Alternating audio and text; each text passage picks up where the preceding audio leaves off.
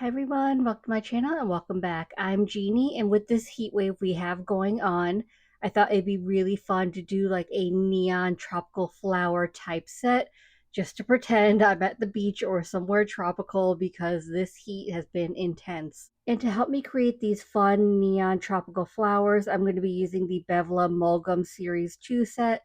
These are from Sweetie Nail Supply, and these are 3D textured gel paints, and I can't wait to show you just how fun and easy they are to use. Previously, Bevla was a brand that wasn't available in the US, but really exciting news that we can now get it in the US. So if you've been eyeing Bevla products, make sure you run to the Sweetie Nail Supply website. And I do want to disclose this was sent to me as PR, but this was my request because I really wanted to try some Bevla products. And let me tell you, spoiler alert, these did not disappoint. So just taking a quick look at the texture, I'll do some swatching as well. But as you can see, it's a really thick texture. It stays put. So I just scooped it up with my brush and then it's staying put. So you can see I've got that little peak there. So it's really great for like 3D textured looks. And this kind of reminds me of like acrylic paints. So if you really enjoy painting, I think this set is for you because this is super fun. Let's go ahead and do some swatching before we jump into the nail set. So starting with A23, this is Lilac Violet. So this is a neon purple. It's just so creamy and so beautiful. So I'm just going to scoop some up, apply some to my swatch gem, and that way I have easy access to see the colors as well as the texture. So I'll actually affix these to the lids of the jars just so I have easy access. And then moving on to A24, this is Poppy Red, which is a neon red. So because it's a neon, I'd say it's more of like a pink red, but it's just so beautiful. And I love the neon colors. Moving on to A25, this is Vermilion Orange. This is a neon orange. So this is kind of like a traffic cone orange. And I wish you could see just how bright these colors are because they look bright on the video, but they're even brighter in person. So A26, this is Lemon Yellow. This is just a really bright neon yellow. It's just such a happy color. And it's really easy to use. A lot of time neons, because of the pigments, are like streaky, but you have no issues with these painting gels. A27, this is cream white, which is just a white. It's not really a neon, but it is a nice bright white color. So there isn't any yellowing to it. It's just a really great white color. And then A28, this is Spa Green. So this is a lighter neon green color. So this kind of reminds me of like a Slimer green. If you're old enough, you remember Ghostbusters, you remember Slimer. So that's what that kind of reminds me of. And then we've got A29, Cerulean Blue. So this is a neon blue. And this one drives me nuts because it's not as dark as it's looking on camera. So it does look lighter, but it's so hard to capture like the true tone of a blue on camera. But this is a light neon blue. And then finishing it off, I love this name. This is A30 Bazooka Pink. So this is a light neon pink color. So it's definitely a lot lighter than the Poppy Red because it doesn't have any red tones to it. The other thing I'll mention about these gels is they are not a no wipe. So after you fully cure them, they will have a tacky inhibition layer. So you want to make sure that you're wiping them off with some isopropyl alcohol and a lint-free wipe because you will get a little bit of color transfer. So you can see here on my wipe, there is a little bit of color transfer. That doesn't mean that they aren't fully cured. It's just because they're so pigmented that you get that little bit of transfer. And I am not a nail tech at all. This is my assumption, but I'm assuming that you get that little bit of transfer because of that inhibition layer. So the inhibition layer on gels, it's when the gel polish isn't fully polymerized. So it's a little bit of uncured gel, which is perfectly normal. That's really what you need for adhesion if you're applying something on top, even if it's just a top coat. So that's perfectly normal. But because of the uncured gel and the pigments, I think that's why you're getting that little bit of transfer. So I would just want to make sure that I'm wiping that off really well because if I want to top coat it, I don't want to get that pigment in my top coat and contaminate my bottle. I went ahead and attached my swatch gems to the lid of the jars using some glue dots just so I could easily see the colors and texture. And just to look at the variety of colors, these are so fun. There's not a color in here that I don't love, and I can't wait to do more nail sets using these paints. But before I think about more sets, I need to do my first set first. So I will be doing a set of press-ons in today's video. And if you've seen my videos before, you know I like to start my press-ons with a layer of gel base first. My favorite gel base to use is a Doi Basics gel base coat. I just love how easy this is to use. It's a little bit thicker, and I love that the brush is shorter and thicker, so it makes it easier to scrub on your gel base, so it gets into like all the nooks and crannies of the surface of your nail for better adhesion. So I start with a thin, even layer of gel base to all the nail tips. I want to make sure that I don't have any gel base seeping to the underside of the tips because that could impact the fit. So as I'm applying the gel base, if I get any on the underside of the tips, I want to make sure that I'm cleaning that up before I cure the gel.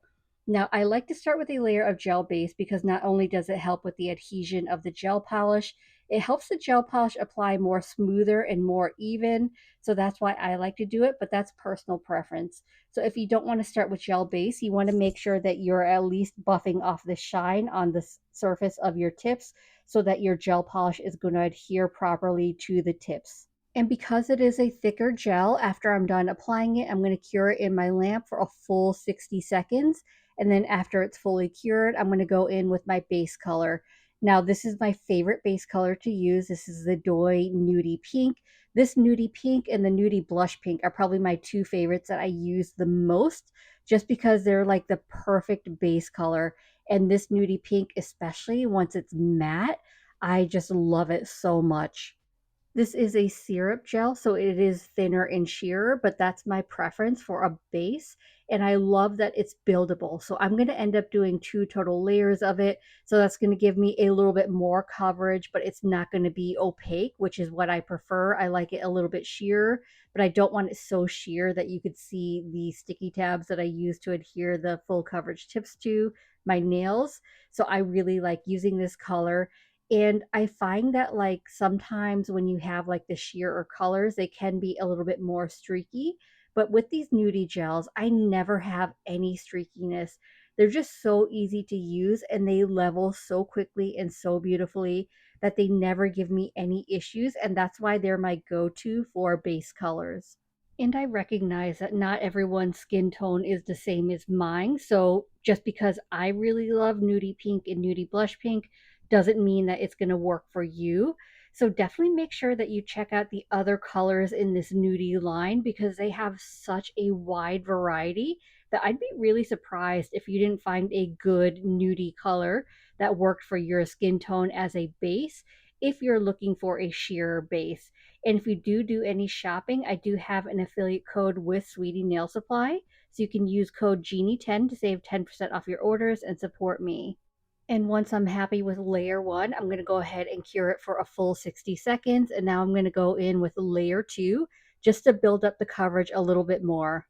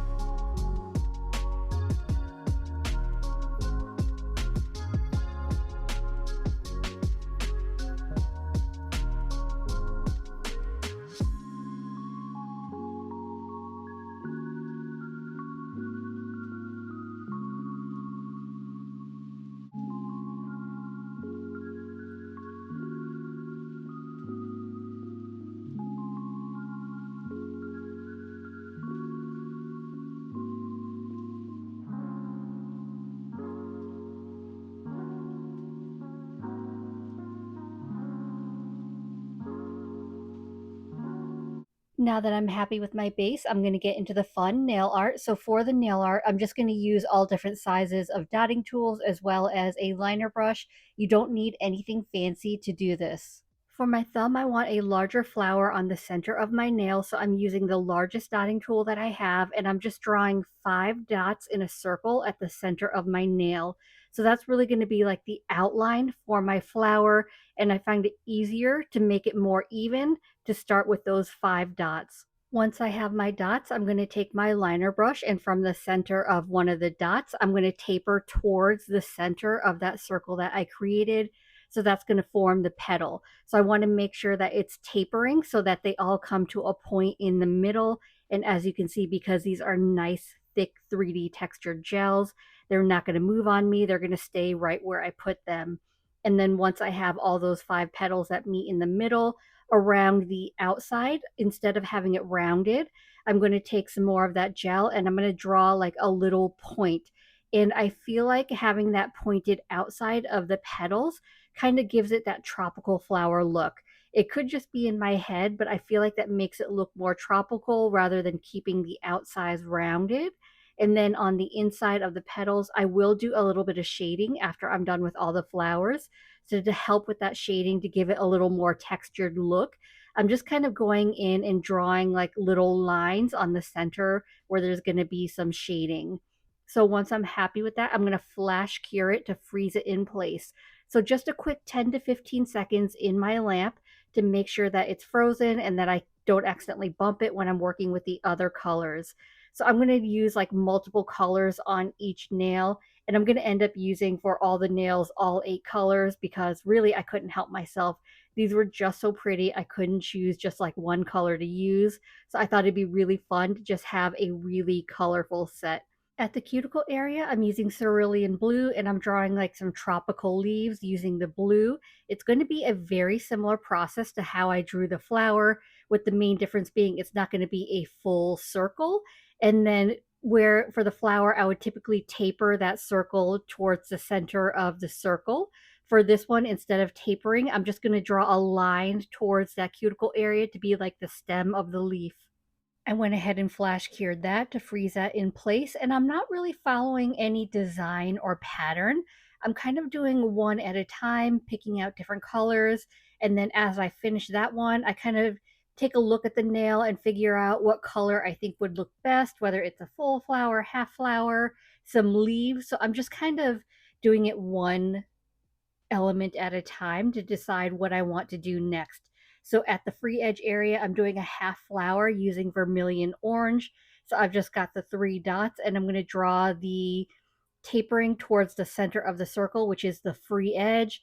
And then at the outer area, instead of rounded, I'm just kind of pointing that a little bit using some of that gel from my circles. So it all starts with just dots, which makes it so easy to do. And I'm super clumsy, so I like to flash cure in between each design just to make sure that as I move on to the next one, if I accidentally bump it, it's going to stay in place and I don't have to start all over again. But if you're not clumsy like me, you definitely don't have to flash cure. You can just continue on with your design, and once you're done with everything, you can fully cure your nail altogether. But I just don't trust myself. And if you're even clumsier than me, you don't have to wait till you're done with one design to flash cure. Like even if you wanted, you could take like a flash cure lamp and just like flash cure in between like each petal if you're really concerned. I'm going to add in one final smaller flower at the cuticle area using sap green. And I really like the mixture of elements throughout this nail. So it's not just one thing. So I've got all different sizes of flowers. I've got the larger one in the center, the half one at the free edge, and then this smaller one at the cuticle area, as well as I have the blue leaf at the cuticle area as well. So that gives like many different focal points on the nail, which just makes it fun. And then I really love the mixture of these colors as well. Like I feel like these set of colors is just so beautiful that no matter what combination you do, they all look good together. But once I had all my flowers in place, I cured the nail for a full 60 seconds. So now I'm going in with that shading to make it look a little more tropical. So I've got a little bit of cream white on my liner brush. I don't want too much because I just want it to be like very subtle shading in the center of those flowers.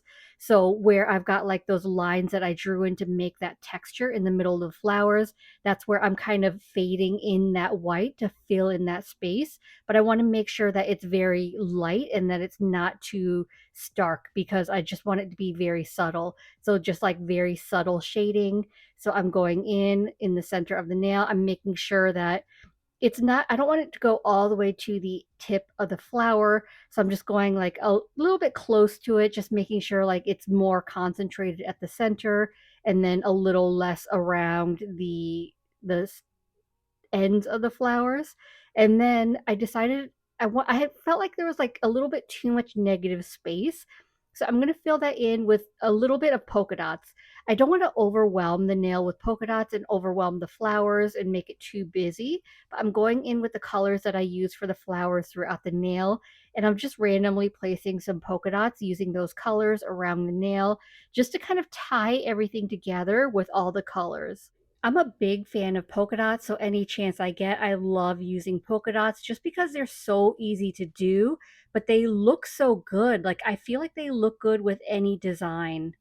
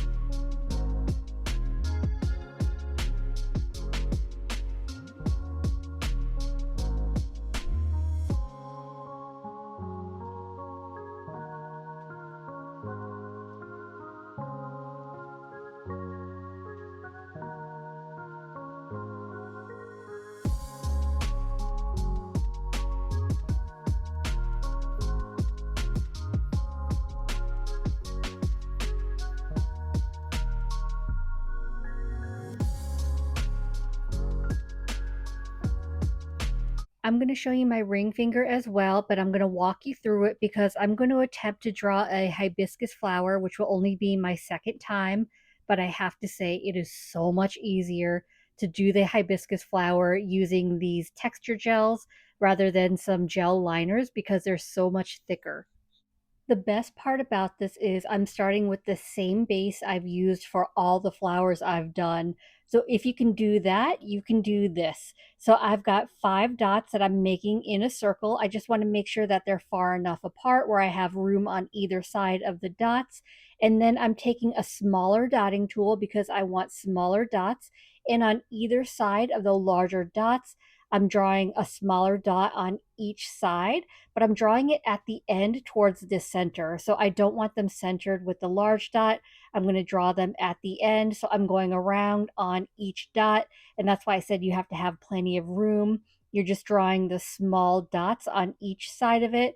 And it's as simple as that for the base. Once you have this down, once you kind of learn like the spacing of it, I feel like that's the hardest part. But once you learn that, anyone can do a hibiscus flower. So once I've got those down, I'm taking my liner brush, and from each of those dots, I'm kind of tapering them down, drawing lines towards the center. So there's going to be 3 lines per petal. So there's just going to be like smaller lines towards the center, tapered. So, like that larger dot, it's going to be towards the center, and then the 2 smaller dots, I'm tapering towards that center, if that makes sense. Hopefully that does. But it's really that easy. I never thought I'd be able to draw a hibiscus flower because it just looks really complicated. But I saw that on Instagram, Nails Cat's Cat, she had a pictorial maybe last year breaking down step by step. And once it was broken down to me like that, it was like a light bulb. And I realized just how easy it was. So hopefully you can do a hibiscus flower as well. So I just went ahead. Once I had those lines, I drew a larger dot in the center of that, so now I'm drawing a line outwards, out towards outside of the petals, which is going to be, I don't know what it's called, the stamen of the flower. But you know how, like hibiscus flowers in the center, they have like that long peace line, whatever it's called, coming out of it with like the seeds. So that's kind of what I'm drawing here. But once I'm happy with that, I'm going to give it a full cure for 60 seconds. And now I'm just going to draw some leaves on either side of it just to put in more color because as of right now, I only have the lilac violet, but I do want more pops of color on this nail. So I'm going to do some green, some leaves with sap green. And then, of course, I'm going to add in some polka dots as well. And of course, you guessed it, even my leaves start with a dot. This whole nail design just starts with dots. So if you have a dotting tool or some rounded tool and a liner brush, you can do this whole nail look so easily. So I started with a dot of that green, and then I'm taking my liner brush, and then I'm just drawing that out, tapering it to a point on either side of it. So both sides will taper to that point, creating that leaf shape.